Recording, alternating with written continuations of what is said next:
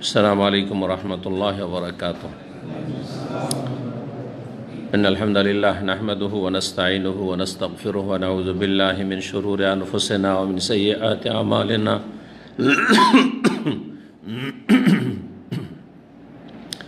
मन यहदिहिल्लाहु फला मुदिल्ल लहु व मन युद्लिल फला हादिय लहु व अशहदु अन ला इलाहा इल्लल्लाहु वहदहु ला शरीका लहु व अशहदु अन्ना मुहम्मदन अब्दुहु व रसूलुहु सल्लल्लाहु तआला अलैहि व अला आलिहि व सहबिहि व सल्लम तस्लीमन कसीरा। अम्मा बाद, फ़क़द क़ाल इमामुल बुख़ारी रहमहुल्लाहु तआला बाबु कैनूनतिल जुनुबि फ़िल बैति इज़ा तवद्दअ। क़ाल हद्दसना अबू नुआइम क़ाल हद्दसना हिशाम व शैबान अन यहया अन अबी सलमत क़ाल सअल्तु आयशता रज़ियल्लाहु तआला अन्हा अकान नबी सल्लल्लाहु अलैहि वसल्लम यरक़ुदु व हुवा जुनुब क़ालत नाम व यतवद्दा। सम्मानित दीनी भातृमंडলী, আল্লাহ রাব্বুল আলামিনের প্রশংসা এবং রাসূলুল্লাহ সাল্লাল্লাহু আলাইহি সাল্লামের ওপর সালাতু সালামের পরে জুমাবার 27 জিলহজ 1442 হিজরি মোতাবেক 6 আগস্ট 2021 আমাদের ধারাবাহিক আলোচনা সহিহ বুখারীর ব্যাখ্যা বিষয়বস্তু গোসলের পর্ব নম্বর আজকে 5। আর এই দিয়ে গোসল সম্পর্কীয় হাদিসগুলি ইমাম বুখারী রাহিমাহুল্লাহ যে তার কিতাবে নিয়ে এসেছেন শেষ হবে ইনশাআল্লাহ। অধ্যায় নম্বর 25-এ ইমাম বুখারী রাহিমাহুল্লাহ বলছেন বাবু কাইনুনাতিল জুনুবে ফিল বাইত ইযা তাওয়াদ্দা। জুনবী ব্যক্তি ওযু করে বাড়িতে অবস্থান করতে পারে এ সম্পর্কে এই অধ্যায় হচ্ছে কাইনুনা কানা ইয়াকুনুর মাসদার। জুনবের বাড়িতে অবস্থান করা, থাকা, কানা ইয়াকুনু থাকা, আছে কানা মানে হয় থাকা। ওয়া কানা আল্লাহু গফুর রাহিমা। কানা রাজুলুন নাইমান, লোকটি শুয়ে ছিল বা ঘুমন্ত ছিল, তো ছিল থাকা আছে এই অর্থে কানা যে হয়ে থাকে কানা ইয়াকুনু ফিল নাকিস, ওরই মাসদার হচ্ছে কাইনুনা। জুনুবের বাড়িতে থাকা বা বাড়িতে অবস্থান করা ইযা তাওয়াদ্দা, যখন ওযু করে নেবে, ওযু করে নিয়ে বাড়িতে গোসল ফরজ থাকা অবস্থায়। জুনবী কাকে বলা হয়? জুনবী শব্দটি আরবি শব্দ, একটি শব্দ দিয়ে এর বাংলা করা আমার জানা নেই, আপনাদের জানা থাকলে জানাবেন। এমন ব্যক্তি যার ওপর গোসল ফরজ হয়ে রয়েছে সহবাসের কারণে অথবা স্বপ্নদোষের কারণে। জি, সহবাস স্বামী স্ত্রী মিলন গোসল ফরজ হয়েছে অথবা স্বপ্নদোষ হয়েছে গোসল ফরজ হয়, তাহলে যেই ব্যক্তির স্বপ্নদোষ হয়েছে অথবা সহবাস হয়েছে তারপরে আগামী সালাতের ওয়াক্ত আসা পর্যন্ত বাড়িতে অবস্থান করতে পারে সেই নাপাক অবস্থায় গোসল না করে উযু করে নিলে। এই যে উযু করে নিলে শর্তটি আছে, এটি কোনো আবশ্যক শর্ত নয়, এটা ওয়াজিব নয়, এটি মুস্তাহাব, সুন্নাত, ভালো, উত্তম। কেউ যদি বিনা উযুতেও থাকে, ফজরের পরে নাপাক হয়েছে, গোসল ফরজ হয়েছে, আর তারপরে দুপুর 12টা পর্যন্ত বাড়িতে আছে, বাড়ির সংসারের কাজকর্ম করছে, পুরুষ হোক অথবা মহিলা হোক। শুধু বাড়ির নয়, এখানে বাড়িতে অধিকাংশ মানুষ অবস্থান করে কাজকাম না থাকলে, আর যাই কোথায়, সেই জন্য বাড়ির কথা বলা হয়েছে। বাড়ি ছাড়া অফিসে, দোকানে, রাস্তাঘাটে ড্রাইভিং করছে, কাজে গেছে, ডিউটি গিয়েছে, অসুবিধা নেই। জোহর পর্যন্ত ডিউটি করেন আপনি, কোনো অসুবিধা নেই। আপনি দুনিয়ার যে কোনো কাজ করেন, ঘরে বাইরে সব জায়গায় করেন, মসজিদে যাবেন না, মসজিদে গিয়ে অবস্থান করবেন না গোসল ফরজ থাকা অবস্থায়। আগামী সালাতের ওয়াক্ত আসা পর্যন্ত যে কোনো ক্ষেত্রে, এশা পরে নাপাক হলো কেউ, গোসল ফরজ হলো, ফজর আগ পর্যন্ত উযু করে নিয়ে ঘুমিয়ে থাক, অসুবিধা নেই। খাওয়া দাওয়া করুক, কাউকে খাওয়াক, পাক শাক করুক, সব জায়েজ। উযুটা করে নিলে ভালো। উযু করলে নাপাকি হালকা হয়ে যায়, যে অপবিত্রতা আছে সেটা কি হয়ে যায়? হালকা হয়ে যায়, এটি একটি বিষয়। ওযু করে নিলে মানুষ শারীরিক দিক থেকে মানসিক দিক থেকে নাপাকির পরে ফ্রেশ হয়ে যায়, এটা প্রত্যেক যুবক ব্যক্তি অনুভব করবে। স্বপ্নদোষের পরে অথবা স্বামী স্ত্রী সহবাসের পরে ওযু করেন, একদিন দেখেন সেই দিন কেমন ভালো লাগে, আর একদিন বিনা ওযুতে পড়ে থাকেন, খারাপ লাগবে। জি, ওযু করা উত্তম। জি, যে কুসংস্কারগুলি আমাদের সমাজে রয়েছে সেগুলির খণ্ডন রয়েছে এই হাদিস এবং এই অধ্যায়ে, এইরকম যে হাদিসগুলি রয়েছে। মহিলাদের মধ্যে কুসংস্কার আছে। আগের শাশুড়িরা নিজের মেয়ের ক্ষেত্রে অনেক ছাড়, আমাদের দেশের মহিলাদের নিজের মেয়েদের ক্ষেত্রে অনেক ছাড়, কিন্তু বৌমাদের ক্ষেত্রে অধিকাংশ মহিলারা জুলম অত্যাচার করে, খুব বাড়াবাড়ি করে। বাক্সা করতে দেবে না, কিচেনে ঢুকতে দেবে না, খেতে দেবে না, খাওয়ার কাউকে পরিবেশন করতে দেবে না, ঘর থেকে বেরোতে দেবে না, তুই নাপাক হয়েছে আগে গোসল করে আয়। জি, এসব অজ্ঞতা এবং মূর্খতার সাথে সাথে বাড়াবাড়িগুলি আমাদের সমাজে ছিল।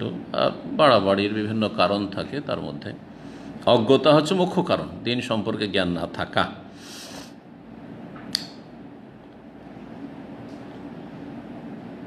হাদিস নম্বর 286,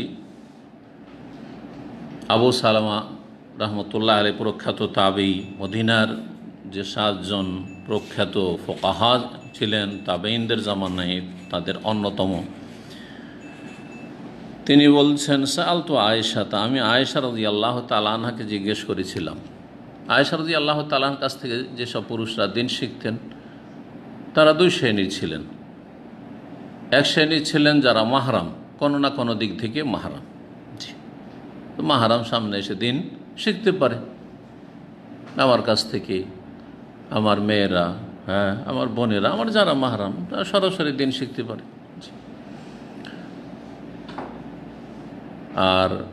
আর এক শ্রেণীর মানুষ ছিলেন যারা পর্দার আড়াল থেকে হাদিস জিজ্ঞেস করতেন, যে হাদিসগুলি সাধারণত পরিবারের সাথে সম্পর্ক, দাম্পত্য জীবনের সাথে সম্পর্ক, স্বামী স্ত্রী জীবনের সাথে সম্পর্ক, যেসব বিষয়গুলি, এইসব আভ্যন্তরীণ বিষয়গুলি বাইরে কোথাও পাওয়া যাবে না। অন্য সাহাবী কী করে জানবে এই বিষয়গুলি? তাহলে এই সব বিষয়গুলি গোসল ফরজ হওয়ার পরে নাপাক অবস্থায়, গোসল ফরজ থাকা অবস্থায় বাড়িতে অবস্থান করা যায় কি না, বা গোসল ফরজ হওয়ার সাথে সাথে সবার সাথে সাথে নবী সাল্লাল্লাহু আলাইহি ওয়াসাল্লাম গোসল করেছেন, এই খবরগুলো কে জানবেন? স্ত্রী ছাড়া অন্যকে জানবে? স্ত্রীর কাছে জানতে হবে। তাহলে পর্দার আড়াল থেকে, সামনে পর্দা দেওয়া, পর্দার আড়াল থেকে মহিলা পুরুষকে দিন শেখাতে পারে, বিশেষ করে যদি প্রয়োজন থাকে, বিশেষ করে প্রয়োজন থাকে। আর প্রয়োজন যদি না থাকে, আজকাল এক শ্রেণীর মহিলা সোশ্যাল মিডিয়াতে এসে লেকচার দিচ্ছে না, প্রয়োজন আছে? কোনো প্রয়োজন নেই যে সোশ্যাল মিডিয়ায় সে ভাইরাল হবে আর সে আপলোড করবে, আর সেগুলি বা তার লোকেরা আর সেগুলি মহিলা চাইতে পুরুষই বেশি শুনছে। যাইছে না এইভাবে, কারণ বড় বড় আলেমায়ে কেরাম পুরুষদের মধ্যে রয়েছেন। কোনো যুগে মহিলারা পুরুষদের চাইতে বড় আলেম হতে পারেনি, না দিন সম্পর্কে না দুনিয়া সম্পর্কে, কখনো হতে পারেনি, কেউ প্রমাণ করতে পারবে না। যেমন একটা যুগ ছিল, সেই যুগে পুরুষ আলেম চাইতে মহিলা আলেমরা অনেক বড় বড় আলেমা ছিলেন, এমন যুগ ছিল 1400 বছর ইতিহাসে কখনো ছিল না।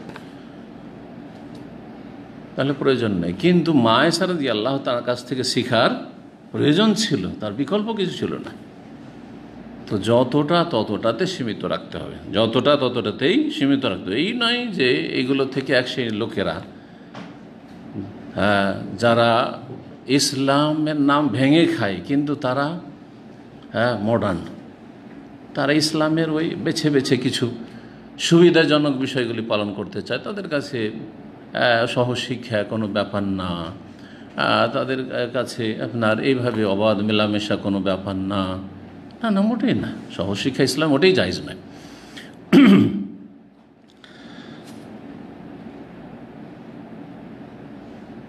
জিজ্ঞেস করলেন আবু সালামা রহমতুল্লাহ আলাইহি আয়েশা রাদিয়াল্লাহু তাআলা, আকানা নবী সাল্লাল্লাহু আলাইহি ওয়াসাল্লাম ইয়ারকুদু ওয়া হুয়া জুনুব, নবী করিম সাল্লাল্লাহু আলাইহি ওয়াসাল্লাম কি ঘুমাতেন জুনবি অবস্থায়? রাকাদা ইয়ারকুদ মানে ঘুমানো, নওম, জি, নামা ইয়ানাম, জি। সূরা কাহফে রয়েছে ওয়াহুম রুকুদ, জি, ওয়া তাহসাবুহুম আইকাযা ওয়াহুম রুকুদ, যে আসহাবে কাহফের যুবকরা, তাদেরকে দেখলে মনে হবে যে তারা জেগে আছে, চোখ খোলা, কিন্তু তারা ঘুমন্ত অবস্থায় আছে। চোখ খোলা অবস্থায় কেউ যদি ঘুমায় তো মানুষ ভাববে না যে ঘুমাচ্ছে। জি। বললেন মায়েশা রাদিয়াল্লাহু তাআলা উত্তরে, নাম, হ্যাঁ ঘুমাতেন, ওয়ায়াতাওয়াদ্দা, তবে উযু করে নিতেন, উযু করে নিয়ে ঘুমাতেন। তবে সতর্ক, সাবধান, যাদের ঈমান দুর্বল, সালাতের সময় আসলে তখন গোসল করা, পাক হওয়া ফরজ। কিসের জন্য? সালাতের জন্য, সালাতের জন্য। এমনকি সাহারি খাওয়া, সহুর করাও জায়েজ নাপাক অবস্থায়, সাধারণ খাওয়া না, সহুর খাওয়া। নবী সাল্লাল্লাহু সাহারি খাননি, সাহারি খাওয়া সুন্নাত, সাহারি খাওয়া উত্তম। তা সাহারু ফাইন্না ফি সাহুর বারাকা, রাসূলুল্লাহ সাল্লাল্লাহু আলাইহি সাল্লাম জনবী অবস্থায় সকাল হয়েছে আর তারপরে সিয়ামের নিয়ত করেছেন, তাহলে নাপাক অবস্থায় রোজার সিয়ামের নিয়তও করা যাবে। নিয়ত করেছেন, সব কিছু করেছেন, আর তারপরে ও সহরু করলেন, আর আজান হলে আজানের পরে গোসল করলেন, গোসল করার পর মসজিদে চলে গেলেন, গুনাহগার হলেন না। কিন্তু যখনই একটি সালাতের সময় পার হয়ে চলে যাবে আর নাপাক অবস্থায় আছেন, যেখানেই থাকেন না কেন, বাড়িতে থাকেন অথবা অফিসে থাকেন আর এই ক্লাসরুমে থাকেন, যেখানে থাকেন না কেন, কি হবে? লা তাদখুলুল মালায়েকাতু বাইতান ফিহি কালবুন আও সূরাতুন আও জুনুবুন, ওই বাড়িতে রহমতের ফেরেশতা প্রবেশ করে না, ওই ঘরে, ওই অফিসে, ওই জায়গায় রহমতের ফেরেশতা প্রবেশ করে না যেখানে কুকুর অবস্থান, কুকুর থাকবে, অথবা ছবি থাকবে, অথবা জুনুবী ব্যক্তি গোসল ফরজ আছে আর পড়ে আছে, বসে আছে, শুয়ে আছে, ফেরেশতা প্রবেশ করবে না। কিন্তু সালাতের সময় নয়, এশা থেকে না ফজর পর্যন্ত, সকাল থেকে না জোহর পর্যন্ত কোনো অসুবিধা নেই, ফেরেশতা প্রবেশ করবে না। ওই হাদিসটি এই ক্ষেত্রে প্রযোজ্য না। যদি এই ক্ষেত্রে প্রযোজ্য নবী সাল্লাল্লাহু আলাইহি সাল্লাম তাহলে এরকমটা করতেন না বা অনুমতি দিতেন না। বুঝতে পারছেন না? জি। তাহলে মাসলা জেনে নিন, উযু করে আপনি নাপাক অবস্থায় যদি প্রয়োজন মনে করেন, যে বিভিন্ন প্রয়োজন হতে পারে, আমি পরে গোসল করব, একাধিকবার সহবাস যুবক মানুষরা, সুতরাং একবারই এক গোসল করব কয়েক সহবাসের পরে, সুতরাং থাক এখন একবারই ফাইনাল গোসল করব। অনেকে মাসলা না জানার কারণে নিজের ওপর নিজে মুসিবত নিয়ে আসে। নতুন বিয়ে করেছে, রাতে যদি 5 বারও যায়, 5 বার গোসল, আর গোসল করে ঠান্ডা লেগে নিউমোনিয়া ধরে গেছে। হ্যাঁ, অজ্ঞতায় এক সাহাবীকে ভুল ফতোয়া দিয়ে কী করেছিল, মাথা জখম হয়ে আছে, গোসল ফরজ দাঁড়িয়ে হয়ে গেছে, ও স্বপ্নদোষ হয়ে গেছে। অজ্ঞতা কি ফতোয়া দিয়েছিল তাদের মুফতি, যিনি সেই দলের অভিযানের আমির ছিলেন, না গোসল করতে হবে, গোসল থেকে কি আর অব্যাহতি পাওয়া যায়? এটা আমার অনুমতি দেয়নি, জানা ছিল না, ভুল করেছে, লোকটি মারা গেল, লোকটি মারা গেল। তাহলে মানুষ এরকম পরিস্থিতিতে মারা যাবে। আজকাল নিউমোনিয়া দেখছেন মারা যাচ্ছে। তো নবী সাল্লাল্লাহু আলাইহি ওয়াসাল্লাম যখন সংবাদটি জানতে পারলেন, মদিনায় খবর, কি বলেছে? কাতালুহু, তারা তাকে খুন করেছে, কাতালাহুল্লাহ, তাদের সর্বনাশ করুক আল্লাহ। তাহলে মূর্খতা আর অবস্থায় ফতোয়া দেওয়া, না জেনে ফতোয়া দেওয়া, অনুমান ভিত্তিক ফতোয়া দেওয়ার, ফতোয়া যদি ভুল হয়ে যায় তাহলে আল্লাহ সর্বনাশ করুক, নবী সাল্লাল্লাহু আলাইহি ওয়াসাল্লাম বদদুয়া রয়েছে। এত সহজ নয় যে সোশ্যাল মিডিয়াতে যেই সেই ফতোয়া দেওয়া শুরু করেছেন, আর যা আসলে বলে দিলেন অনুমতি। আমি শুনেছিলাম এরকম ফতোয়া, অনেকের কাছে শোনা যায়, ফতোয়া করতে দিলেন, বলছি এক শাইখের কাছে শুনেছি, ভালো করে তদন্ত করে দেখা যাচ্ছে ওর হদিসই পাওয়া যায় না, হ্যাঁ দলিলের, আর শাইখের কাছে শুনলেই তারপর তোমার ফতোয়া দেওয়ার অধিকার না, যতক্ষণ পর্যন্ত ইয়কিন না হবে, ইয়কিন না থাকবে ওই বিষয়ে। আর তারপরে যে ফতোয়া দেবে তার দলিল সম্পর্কে জ্ঞান থাকা উচিত। ফতোয়া আলাদা জিনিস আর দিনের খেদমত করা আলাদা জিনিস, দাওয়াত, দুটোকে একাকার করে দিচ্ছে আজকাল লোকেরা। আজকালকার লোকেরা যারা মাশাআল্লাহ দিন শিখতে আগ্রহী, দিনের প্রচার প্রসারে আগ্রহী, তারা ফতোয়া আর দাওয়া দুটোকে একাকার করে দিয়েছে। যে দাওয়াতি কাজ করতে 2-4টা কথা বলতে পারছে সেই মুফতি সেজে যাচ্ছে, ফতোয়া দেওয়া শুরু করে, যে কোনো বিষয়ে মুখ খুলছে, একটা কিছু বলতেই হবে। নিজেকেও সর্বনাশ করছে, অন্যেরও সর্বনাশ করছে। ফদল্লু আদাল্লু, নিজেরাও গুমরা হচ্ছে, অন্যদেরকে গুমরা করছে। ফতোয়া বড় জটিল জিনিস, খুঁটিনাটি মাসায়েল বড়ই জটিল জিনিস। এটা শুধু ওলামাদের জন্য, ওলামাদের কাজ, দায়ীদের কাজ না। কিছু দাওয়াতি কাজ করছে মাশাআল্লাহ, কিছু আপনি দিনের ভালোবাসা অন্তরে আছে, দিনের প্রচার প্রসার হোক, মানুষ গুমরাহি থেকে হেদায়েত হোক, শির বিদাত ছাড়ুক, অনেক বেশি জজবা অনুপ্রেরণা আছে, তাই বলে ফতোয়া দেওয়া শুরু করবেন আপনি নাকি? না, মোটেই না, জায়েজ নয়। এই বিষয়টি সবাইকে বারবার করে আমি সতর্ক করছি, তাকুল্লাহ, আল্লাহকে ভয় করুন, এবং ফতোয়া আর দিনের দাওয়াতি কাজে পার্থক্য করুন। যেই বেশি বলতে পারে, যেই পাতা নম্বর বলতে পারে, যে এই বলতে পারে, রেফারেন্স বলতে পারে, হ্যাঁ ভালো ভালো উপস্থাপনা করতে পারে, তার কাছ থেকে ফতোয়া নেওয়া থেকে সাবধান জনগণ। আর যারা এই রকম কাজ করছে, দাওয়ার ময়দানে কাজ করছেন, তাদেরকে আরও বেশি সতর্ক সাবধান করছে, আল্লাহকে ভয় করুন, সতর্ক সাবধান হন। দাওয়াতি কাজের যোগ্যতা আছে যতটুকু, ওইটুকু দাওয়াতি কাজ করেন। খুঁটিনাটি মাসাইলে ঢুকবেন না, আর ফতোয়াতে মোটেই ঢুকবেন না।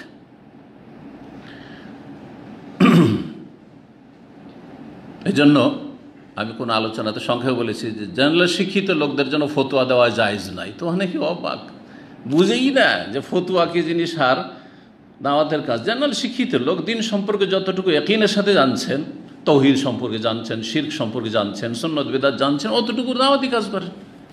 কিন্তু ফতোয়া দেওয়া শুরু করবেন, সবকে একাকার করে দিলেন আপনি। আল্লাহ যেন বুঝার তৌফিক দান করেন। বাবু নওমিল জুনুব 26 নম্বর অধ্যায় বলছেন, এই অধ্যায় হচ্ছে জন্মী ব্যক্তির ঘুমানো। তা আগেরটা ছিল হাদিস, ওইগুলোই আসছে, কিন্তু আগেরটা ছিল কি বাড়িতে অবস্থান করা, যে কোনো কাজে অবস্থান করছেন বাড়িতে। আর একটা হচ্ছে যে ঘুমাচ্ছেন আপনি, তো ঘুমানো জায়েজ নাপাক অবস্থায়। 227 নম্বর হাদিস, আব্দুল্লাহ বিন উমর রাদিয়াল্লাহু তাআলা আনহুমা বর্ণনা করছেন, বলছেন আন্না উমর আল খাত্তাব সাআলা রাসূলুল্লাহ সাল্লাল্লাহু আলাইহি সাল্লাম, উমর ইবনে খাত্তাব রাদিয়াল্লাহু তাআলা আনহু, আমার আব্বা জিজ্ঞেস করলেন রাসূলুল্লাহ সাল্লাল্লাহু আলাইহি সাল্লাম কি। এটি তাহলে সরাসরি কাকে জিজ্ঞাসা? রাসূলুল্লাহ সাল্লাল্লাহু আলাইহি সাল্লাম কি।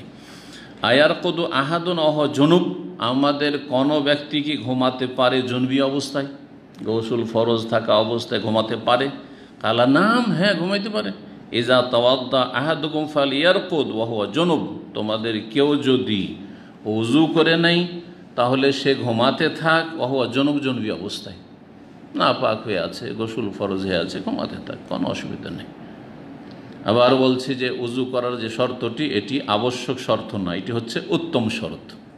আবশ্যক শর্ত নয়, কি উত্তম শর্ত। আমরা যে সব শর্ত করি, অধিকাংশ শর্ত কথাটি আবশ্যকের ক্ষেত্রে আসে, কিন্তু কখনো কখনো উত্তম। এই কাজটি করে আসেন, তবে একটা কাজ আর করতে হবে। সবসময় সেটা আবশ্যক থাকে না, ওই যে আর একটা কাজ ওর সাথে লাগালে সবসময় আবশ্যক থাকে না, কখনো করলে ভালো এই কাজটা। জি, 27 নম্বর অধ্যায় বলছেন বাবুল জুনবি ইয়াতাওয়াদ্দা সুম্মা ইয়ানাম, এই অধ্যায় হচ্ছে জুনবি ব্যক্তি সম্পর্কে, যে উজু করে নেই সুম্মা ইয়ানাম, তারপরে ঘুমিয়ে যায়।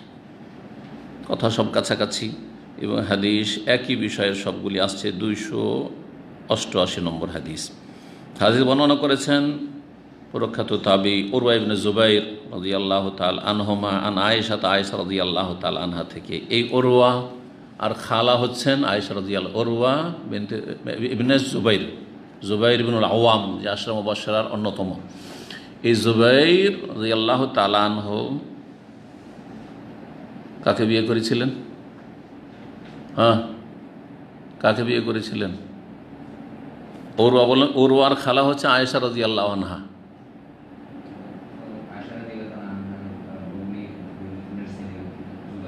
বোনের ছেলেই তো, এই জন্যই তো খালা হইল। আমি যে কাকে বিয়ে করেছিলেন যে খালা হইল, মা আয়েশা খালা হলেন, তাহলে জুবাইর, উরওয়ার বাপ জুবাইর কাকে বিয়ে করেছিলেন? হ্যাঁ, আসমা বিনতে আবি বকর রাদিয়াল্লাহু তাআলা আনহুমা। আবু বকর সিদ্দিক রাদিয়াল্লাহু আনহু বড় মেয়ে আসমাকে বিয়ে করেছিলেন। জি, আসমা আর আয়েশা দুইজনে সহোদর বোন ছিলেন না বৈমাত্রীয় সৎ বোন ছিলেন? সৎ বোন। আয়েশা রাদিয়াল্লাহু আনহা মা আলাদা, উম্মে রোমান আর আসমা বিনতে আবি বকর রাদিয়াল্লাহু তাআলা আনহুমার মা ইসলাম গ্রহণ করেনি। এই মর্মে একবার জিজ্ঞেস করলেন, ইয়া রাসূলুল্লাহ, আমার মা মুশরিকা, ইসলাম বিদ্বেষী, ইসলাম কবুল করতে চায় না। আবু বকর সিদ্দিক রাদিয়াল্লাহু তালাক দিতে বাধ্য হয়েছে, যখন ইসলাম কবুল করলো না তালাক দিয়ে দিল, আলাদা হয়ে গেল। তারপর ইসলাম গ্রহণ করেনি। তা আফা আসে লোহা, মেয়ে ইসলাম গ্রহণ করেছে। সুবহানাল্লাহ, বাপের সাথে আসমা ইসলাম গ্রহণ করেছেন, জাতুন নেতাকাইন। জি হ্যাঁ, যে সওর পাহাড়ের গুহায় যখন রাসূলুল্লাহ সাল্লাল্লাহু আলাইহি ওয়াসাল্লামের সাথে আশ্রয় নিয়েছেন হিজরতের সফরে, তখন খাবার পৌঁছাতেন। জি হ্যাঁ, জাতুন নেতাকাইন, খাবার দিতেন। তো বললেন, ইয়া রাসূলুল্লাহ, আমি কি আফা আসিলা তার সাথে সিলাতুল আরহাম, আত্মীয়তার সুসম্পর্ক, মায়ের সাথে সুসম্পর্ক রাখতে পারবো না? একদম ছিন্ন, মুশরিকা। তাহলে সিলিহা, অবশ্যই তার সাথে আত্মীয়তার সুসম্পর্ক অবশ্যই রাখতে হবে। সদ্ব্যবহার, সদাচরণ অবশ্যই রাখতে হবে, যতই খারাপ হোক বাকমা। হ্যাঁ, যতই খারাপ হোক বাকমা। জি, কিন্তু তাদের পাপের কথা মেনে নেওয়া যাবে না। আল্লাহ বলছেন ফালা তোতে হোমা, তারা যদি শিরকি, কুফরি, পাপের কথা, অন্যায়ের কথা, আপনাদের অনেকে আছেন যাদের পরিবার বেদাত করে, মরার নামে খাবার, আপনাকে টাকা পাঠাতে বলছে যে টাকা পাঠাও, এই করব সেই করব, ফালা তোতে হোমা, মোটেই মানা যাবে না। সম্পর্ক রাখে, মায়ের সাথে সম্পর্ক, বাপের সাথে সম্পর্ক, ভাইয়ের সাথে সম্পর্ক, ঠিক আছে, সব ঠিক আছে, তোমাদের কোনো অভাব থাকলে বলো। কিন্তু বেদাত করবে, খাবার খাওয়াবে ভোজ করে মৃতের নামে, ওর জন্য একটিও পয়সা নেই। হক কথা বলতে শিখুন। কিছু সময়ের জন্য নারাজ হবে, কোনো পরোয়া করিয়েন না, আল্লাহ রাজি থাকলে যথেষ্ট। আল্লাহ রাজি করে দিবেন তাদেরকে, পরবর্তীতে আর না হইলে তারা হেদায়েত হয়ে রাজি হয়ে যাবে, খুশি হবে যে শক্ত হয়েছিল বলে আমরা হেদায়েত হয়েছি, না আমরাই বিদাতি হয়ে থেকে যেতাম। আপনারও শুকরিয়া আদায় করবে, এটাও হইতে পারে নাকি? অনেক সময় এরকম হইতে পারে, কারণ শক্ত ভূমিকাতে মানুষ চিন্তা করতে বাধ্য হয় যে এই লোকটা এত ঝুঁকিতে, এর শক্ত ভূমিকা কেন? তার মানে সে হকের ওপর আছে, তার মানে সে পরোয়া হকের ওপর আছে। কে কি করছে সেটা দেখার বিষয় নাই, অবশ্যই ফিরে আসবে। আর যারা সুবিধাবাদী হুজুর, ওদেরকে আপনারাও চেনছেন, কিন্তু হ্যাঁ ওই সুবিধাবাদী, ও যেখানে যেমন সেখানে তেমন ফতোয়া দেয়, কিন্তু সে একটু কাউকে ছাড়েন না, যার ভুল ভুল। কথা বোঝা গেছে? কথা হচ্ছে যে এই কথাটা এমনিতে বলেন না, আপনাদের হিতাহিত জ্ঞান আল্লাহ অবশ্যই দিয়েছেন, তাই না? ওই রকম আত্মীয় স্বজনে হয়তো এই কারণে হেদায়েত হইতে পারে। আর যদি হেদায়েত নাও হয়, ধরেন ওরা বড়ই অসন্তুষ্ট হয়ে গেল, কারণ আপনি বেদাত করার জন্য পয়সা দিলেন না, মাজারে যাওয়ার জন্য পয়সা দিলেন না, সাহায্য করলেন না, শিরক বেদাতে বা পাপের কাজে কোনো অংশ নিলেন না, একেবারে ওই ক্ষেত্রে একবারে শক্ত অসন্তুষ্টই থাকলো, সম্পর্ক ছিন্ন করলো, আল্লাহ তাদের অনিষ্ট থেকে আপনার হেফাজত করবেন, এই ইয়াকিন থাকতে হবে। আল্লাহু ইয়াসিমুকা মিনান নাস, নবী সাল্লাল্লাহু আলাইহি ওয়াসাল্লামকে হত্যা করার চেষ্টা করেছে বহুবার, মক্কার মুশরিকরা চেষ্টা করেছে, ইহুদিরা চেষ্টা করেছে, কিন্তু করতে পেরেছে? ইয়াকিন থাকতে হবে, ইয়াকিন বিল্লাহ, আল্লাহর প্রতি ইয়াকিন, যে আল্লাহ হায়াত নির্ধারণ করেছেন, সেটাকে কমাতে পারবে না। শুধু হায়াতই না, আল্লাহ সুস্থতা, অসুস্থতা, বিপদ আপদ, বিপদ মুক্তি সব নির্ধারণ আছে। ইয়াকিন থাকতে হবে আল্লাহর প্রতি, আমি আল্লাহকে রাজি করার জন্য এগুলো করেছি, আমি সুন্নতের সাথে থাকার জন্য, আমি বিদআত থেকে বাঁচার জন্য এটা করেছি, জাতিকে বা আমার আত্মীয় স্বজনকে বিদআত থেকে রক্ষা করার জন্য আমি শক্ত ভূমিকা পালন করেছি। আল্লাহ হেফাজত করবেন, তাদের অনিষ্ট থেকে রক্ষা করে নেবেন। যেই মূসা আলাইহিস সালামকে পাওয়ার জন্য একটা বাচ্চা মুসা, ওই বাচ্চাটাকে হত্যা করতে জানতে পারলে তো ওইটাকে হত্যা করলেই তো বাস হয়ে যায়, তাই না? ফেরাউনের ওই একটা বাচ্চার তলাশে হাজার হাজার বাচ্চাকে ফেরাউন ইউযাব্বিহুনা আবনাহুম, বনী ইসরায়েলদের ছেলে সন্তানদেরকে খুন করেছে। আর খুন করতো সে কতদিন ধরে, যে খুন করতে থেকেছে ওই স্বপ্ন দেখার পরে আল্লাহ জানে, কিন্তু ওই বাচ্চাকে খুন করতে পারলো না। বরং আল্লাহ কত যে সর্বশক্তিমান, ওই বাচ্চাকে শুধু রক্ষা করলেন না, পানিতে ভাসিয়ে দেওয়া হচ্ছে, সেখানে রক্ষা। আবার ফেরাউনের বাড়ি গিয়ে উঠছে, এই বাচ্চা তো ঘরে পৌঁছে যাচ্ছে, ও গলা টিপে মেরে দিলি তো হয়, আল্লাহ মায়ে দিয়ে দিচ্ছেন। জি, কুররাতু আইনিন লি, আমাদের চক্ষু শীতল হবে। স্ত্রী বলছেন লা তাকতুলু, এটাকে হত্যা করিয়েন না, আপনি অনেক ছেলে হত্যা করেছেন, এই ছেলে এরকম হবে না, এই ছেলে হত্যা করে না। আসা ইয়ানফানা, আমাদের ছেলে সন্তানের সব কন্যা সন্তান ফেরাউনের। আসিয়া রাদিয়াল্লাহু তাআলা আনহা বলছেন স্বামীকে, ফেরাউনকে, আমাদের উপকারে আসবে সম্ভবত, আওনাত্তাখিযা ওয়ালাদা, অথবা এটাকে পালক পুত্র হিসেবে আমরা নিয়ে নেব, আমাদের ছেলে সন্তান নাই। আল্লাহু আকবার।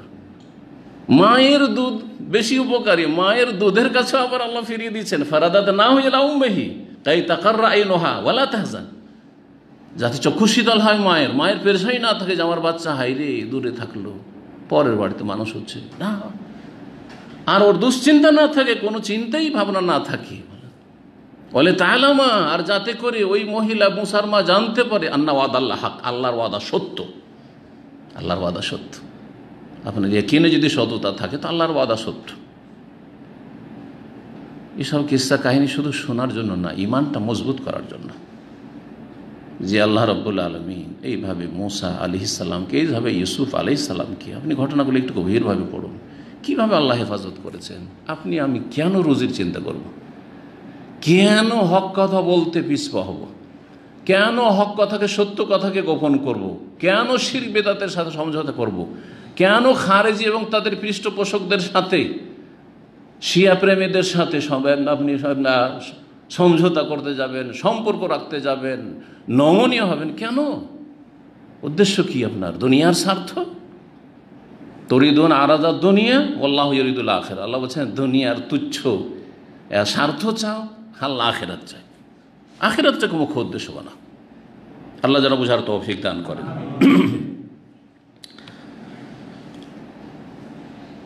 বলছিলাম উরওয়া তার খালা থেকে বর্ণনা করছেন, আয়েশা রাদিয়াল্লাহু আনহা থেকে, কালা, তিনি বলছেন, কানান নবী ইজা আরাদা ইয়ানাম, নবী সাল্লাল্লাহু আলাইহি ওয়াসাল্লাম যখন ঘুমোতে চাইতেন, ওয়া জুনুবি অবস্থায়, তার জুনুবি অবস্থাও ঘুমাতে চাইতেন। নবী সাল্লাল্লাহু আলাইহি ওয়াসাল্লাম গোসল ফরজ হয়, সেই অবস্থায় মনটা চাইতো যে একটু ঘুমিয়ে নিই, তাহলে আমার আপনার চাইতে পারে, এমন কোনো অপছন্দনীয় কাজ করছেন না। অনেকে আবার এগুলোকে মাকরুহ মনে করে, যে গোসলটাকে এরকম করে বিলম্ব করবো, মাকরুহ কাজ না, মাকরুহ কাজ করেছেন নবী সাল্লাল্লাহু আলাইহি ওয়াসাল্লাম। জায়েজ, জায়েজ কাজে কখনো যেন আপনার দ্বিধাদ্বন্দ্ব না থাকে, জায়েজ, আল্লাহ জায়েজ করেছে, আপনি ভোগ করুন। জায়েজকে নাজায়েজ মনে করা গুনার কাজ, হালালকে হারাম মনে করা কবিরা গুনাহ, যেমন হারামকে হালাল করা।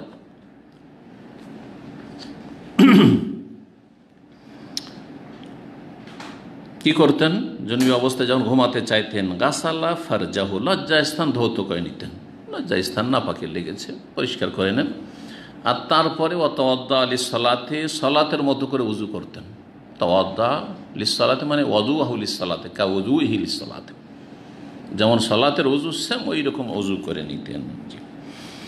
289 নম্বর হাদিস এই অধ্যায়েরই আব্দুল্লাহ বিন মাসউদ রাদিয়াল্লাহু তাআলা আনহু থেকে বর্ণিত, তিনি বলছেন, ইস্তাফতা ওমরুন নবী সাল্লাল্লাহু আলাইহি ওয়াসাল্লাম। এখানে আব্দুল্লাহ সাধারণত থাকে যখন হাদিসে, শুধু আব্দুল্লাহ তো আব্দুল্লাহ মাসউদই হয়, তবে এই রকমই হাদিস ওমর ইবনে খাত্তাব রাদিয়াল্লাহু তাআলা আনহু থেকে বর্ণনা করেছেন আব্দুল্লাহ বিন উমর, তো হতে পারে যে তিনি আব্দুল্লাহ বিন উমর, আল্লাহু তাআলা আলাম। কালা, তিনি বলছেন, ইস্তাফতা ওমরুন নবী সাল্লাল্লাহু আলাইহি ওয়াসাল্লাম। আবার এটাও হইতে পারে যে ওমর রাদিয়াল্লাহু তাআলা তার ছেলে ইবনে উমরও বর্ণনা করেছেন, আর আব্দুল্লাহ বিন মাসউদ বর্ণনা করেছেন, কোনো বিচিত্র নেই। নবী করিম সাল্লাল্লাহু আলাইহি ওয়াসাল্লামকে ওমর রাদিয়াল্লাহু তাআলা ফতোয়া জিজ্ঞেস করলেন, তাহলে ফতোয়া জিজ্ঞাসা করাও শরীয়ত সম্মত আর ফতোয়া দেওয়াও শরীয়ত সম্মত, কিন্তু ফতোয়া দেবে যোগ্য ব্যক্তি, যার মধ্যে ফতোয়া দেওয়ার ক্ষমতা রয়েছে, ভালো আলেমরা। আর যারা মাঝারি আলেম তারা ফতোয়া নকল করবে, বড় বড় আলেমাদের ফতোয়া নকল করবে, এটা নিরাপদ। এই দুটো তো পার্থক্য বুঝে না, যে কিছু পড়ে আমাদের মতো লোকে সব ফতোয়া দিতে শুরু করে না। এই জন্য আমি স্পষ্ট ভাষা বলি, আমি সাধারণত ফতোয়া দিই না, ফতোয়া নকল করি। আমার চাইতে অনেক বড় আলেম ইমাম আল্লামা শেখ আব্দুল আজিজ বাজ রহমতুল্লাহ আলাইহ, তার থেকে নকল করি কখন নকল করি ইমাম মোহাম্মদ ইবনে উসাইম রহমতুল্লাহ আলাইহ থেকে, কখন নকল করি ইমাম আলবানী রহমতুল্লাহ আলাইহ থেকে। যদি এই 20 শতাব্দীর বড়, পৃথিবীর মধ্যে বড় আলেম থেকে নকল করি, তাহলে অধিকাংশ সময় নাম বলে দিই, আর কখনো নাম না বললে আমি জানছি যে এই ফতোয়াটি তিনি দিয়েছেন, কনফার্ম, নিশ্চিত। অথবা তার আগে ইমাম ইবনে তাইমিয়া রাহিমাহুল্লাহ, যারা সালাফদের মানহাজে ফতোয়া দিয়েছেন, কোরআন সুন্নাহ এবং সালাফদের মানহাজকে সামনে রেখে যারা সংস্কারমূলক কাজ করেছেন, আর তাদের ফতোয়াগুলি গবেষণামূলক, তাদের থেকে উপকৃত হয়ে তাদের ফতোয়া নকল করি। সুতরাং আমি নিরাপদ। কিন্তু নিজে থেকে যারা ফতোয়া দিতে যায় আর তার চাইতে বড় আলেমের ফতোয়ার দিকে তাকাই নেয়, তাদের ভুল বেশি, তাদের ভুল বেশি। লক্ষ্য করবেন, আজব আজব ফতোয়া দিয়ে বসে, উদ্ভট কথা বলে বসে। উম্মতে না আবু হানিফা বলেছেন, না শাফি বলেছেন, না মালিক, না আহমদ, হ্যাঁ উম্মতে মুসলিম ইবনে তাইমিয়া, কেউ বলেনি, একটা নতুন কথা বলে দিয়ে বসে থাকলো।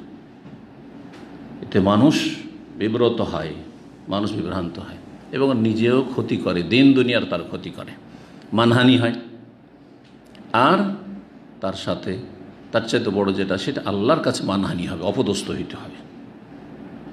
ফতুয়ার জন্য দুঃসাহসিকতা, জুর আলাল ফতুয়া, ফতুয়ার ক্ষেত্রে দুঃসাহসিকতা দেখালে আল্লাহর কাছে লাঞ্ছিত, অপদস্থ হইতে হবে মুফতি সাহেবানদেরকে। সুতরাং বিষয়গুলি মনে রাখবেন। তাহলে একটা হচ্ছে ফতোয়া দেওয়া, যেটা যোগ্য আলেমদের জন্য, আরেকটা হচ্ছে ফতোয়া নকল করা, আরেকটা হচ্ছে দাওয়াতের কাজ করা।